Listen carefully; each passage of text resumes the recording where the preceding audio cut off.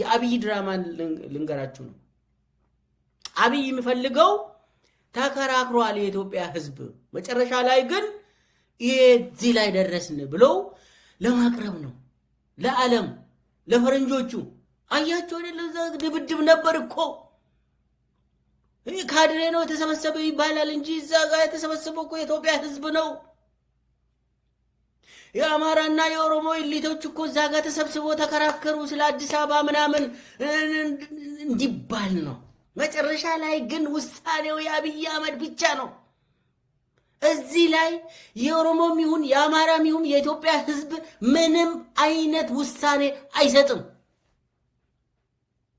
አሁን የተመረጠው አጀንዳ ራሱ አዲስ አበባ ጉዳይ ነው ለአብይ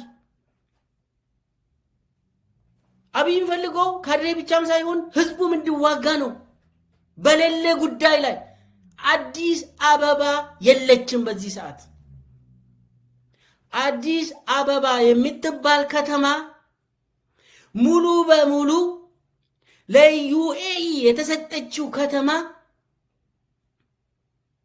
እና 20 ማይሆኑ የብልጽግና ካድሬዎች የተቆጣጠሩት ባለሀብቶች ማለት ነው ካድሬ ናቸው የተቆጣጠሩት ከተማ ከእምብርቷ ሰው ተፈናቅሎ ካርታ የነበረው ዜጋ ከዛ ተፈናቅሎ ወደ ገጠር ወደ ዳር እንዲወጣ ተደርጎ የአፓርታይድ ስርዓት የሚመስል እየሰራ ነው ይሄንን እየመሰረተ ነው አብይ አዲስ አበባ ዛሬ ላይ በተጨባጭ የማናት አዲስ አበባ ምንም አይነት ኢትዮጵያዊ አዲስ አበባ ላይ ምንም ነገር የለው ማንንም ሰው መብት አይደለም እኮ መኖር አይደለም ከዚህም በፊት ሲኖር ነበር ማንንም ሰው ኦሮሞም ይኖራል ሌላ ዜጋም ይኖራል ቤት አለው ቤት ነበረው እድር ነበረው አብሮ ይኖራል ከዚህም በፊት ዛሬ አዲስ አበባ ፒያሳ 4 ኪሎ ካሳንቺስ ሊደታ ቦሌ መገናኛ 22 ለጋር እንዳለ ሙሉ በሙሉ ሰው ተፈናቅሎ የደቡብ አፍሪካ ስታይል ከተማ ውስጥ ማለፍ ትችላለህ ቀን ስራ መጥተህ ሰርተህ መውጣት ትችላለህ የአዲስ አበባ ባለቤት አሁን ኢትዮጵያውያን አይደሉም በአብዛኛው የአረቦች ነው አለቀ አበቃ ይቅር ከተማ አዲስ አበባ ተውት ገጠር መሬት አብይ መሬት ይሸጥ ብሎ ይከራከራል ለማን መሰላችሁ ለኢትዮጵያውያን ተሸውዳችኋል መሬት ይሸጥ እየተባለ ያለው ባሌ አርሲ ለዩኤኢ ለመስጠት ሁሉንም ነገር እኮ ጨርሰዋል አብይ ይሸጣል የተባለው እኮ ለኢትዮጵያውያን ሳይሆን ለውጭ ሀገር ዜጋ ነው መሬቱን ይፈልጋሉ ከሁት አዲስ አበባ እርሱት እኔ አንድ የሰማሁት አንድ ሰውዬ ቅርብ ጊዜ ነው አዲስ አበባ ገብቶ ምንድነው ያለው የሆነው 2000 ካሬ ምናምን ቦሌ አካባቢ ቦሌ መድኃኒዓለም ታውቃላችሁ እዛ ፊት ለፊት መሬት ተሰጠው ከዛ ምንድነው ያደረገ ያለች ምንም ሳይጨምር ሸጠ በስንት 1.5 ቢሊዮን የኢትዮጵያ ብር ሸጠ የተፈራረሙት ደግሞ ኢትዮጵያ ውስጥ እኮ አይደል ዱባይ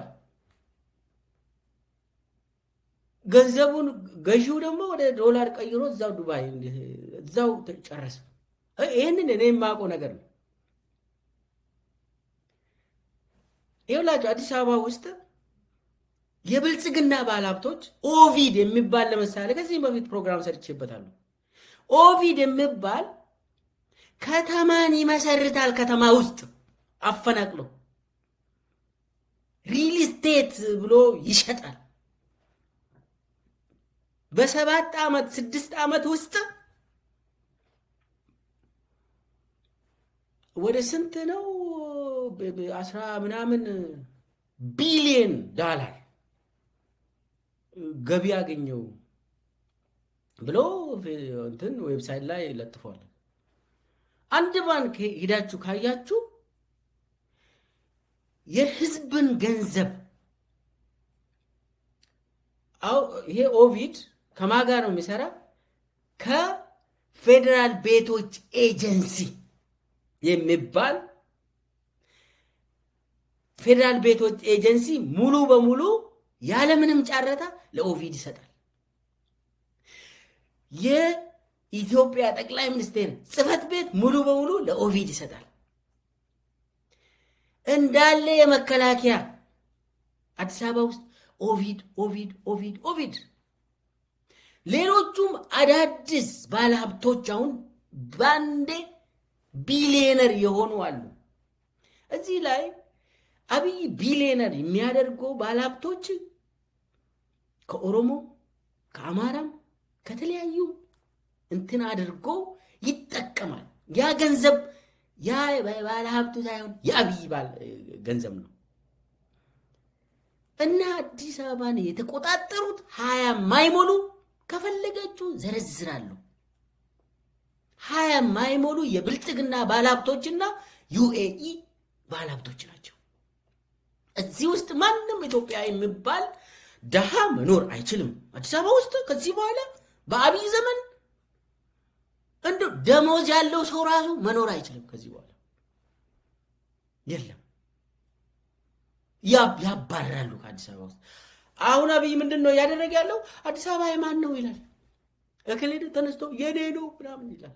እክሌ ደግሞ ነው አንቺ አይደለም የኔ ነው ይላል። ኖ ኖ ኖ ኖ ይላል።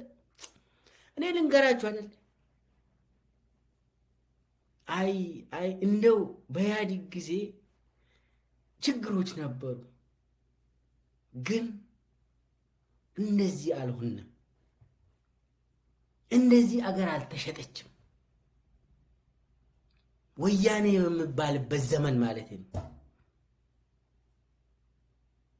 አጀንዳ ዳይቨርሽን ነው ሙሉ በሙሉ አብይ እያደረገ ያለው። መቼም አዲስ አበባ ድሮ ካርታ የነበራቸው ሰዎች ካርታ እንግዲህ ነዋሪ የነበሩ መብት የለንም ሲሉ ነበር። አሁን ደግሞ ከነ መሬቱም ተወሰደባቸው። ኮንዶሚኒየም ምናምን ተሰርቶ እዛ ገጠር ውስጥ ተባረሩ። ምንም መብት ያለው ኢትዮጵያ ውስጥ አንድ ዜጋ ጥሩልኝ። ኢትዮጵያ ውስጥ አንድ ዜጋ አዲስ አበባ ውስጥ መብት ያለው ይተውቱ። የፕሮፓጋንዳውን እንተው። በተጨባጭ አዲስ አበባ ውስጥ ማን ነው ለባለ ዘላቂነት አዲስ አበባን እየተረከበ ያለው? አዲስ አበባ የአብይ መኝታ ክፍል ነች። በመኝታ ክፍሉ ደግሞ አብይ ማንንም ኢትዮጵያዊ አይፈቅድም። ለአብይ የሚጠጉ ሰዎች የራሱ የብልጽግና ባለሀብትና የዩኤኢ ሰዎች ናቸው። እነሱ ናቸው አዲስ አበባን የሚወስዱት።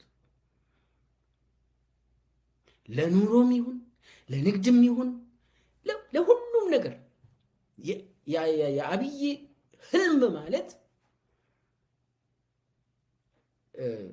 እኛ የምናውቀው ኢትዮጵያ አይደለም። እኛ የምናውቀው ኦሮሞ አይደለም። እኛ የምናውቀው አማራ፣ ትግሬ የኢትዮጵያ ህዝብ ኑሮ አይደለም። አብይ ህልም ጸረ ኢትዮጵያ የሆነ ጸረ ኢትዮጵያውያን የሆነ ህልም ነው። ስለዚህ አሁን አብይ እያደረገ ያለው አጀንዳ